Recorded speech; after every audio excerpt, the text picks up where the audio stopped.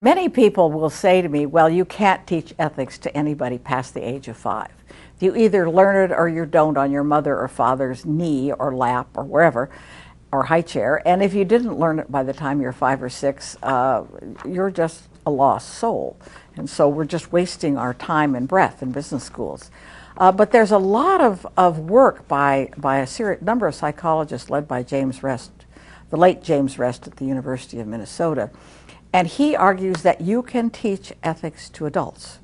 And you do that through starting with case studies or narratives or particular examples that really relate to the audience, if you like. And then you develop reasoning skills to help students of all ages think through how they can argue for their position and how they need to think about the issues. And then you practice with more examples. You have internships where students have safe places where they can explore these issues without getting fired. And that, in fact, he argued you can change behavior of adults. And he worked in prisons, he and his students, of course, worked in prisons and were somewhat successful in raising the level of moral thinking in prisons. And he worked tirelessly doing that. Now, he never argued you could change everybody. There are a few people who are hopeless.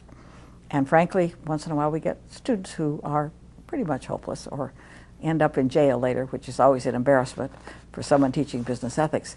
But by and large, people who haven't thought much about ethical issues in business, if you raise their awareness that it's not merely about my personal values, but how I integrate them in my work, that you can actually, yes, teach people to be aware and to reason through business ethics issues.